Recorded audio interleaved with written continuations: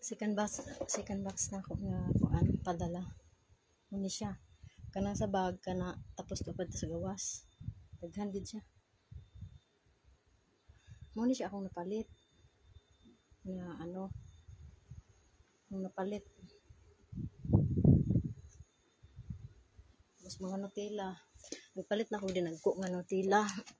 Okay, hilig man na sila Nutella. May Toblerone, kana siya toothbrush pang bata kag pang dagko. Hilig sa akong nanay. Kani lami ko na siya. Kana siya. Pangsulod ni nako sa akong traveling bag para kuan. Kani with flower, kuan ko ni ganahan kay sila, hiyang kay sila ani. So, tapos may perfume ko nga rin.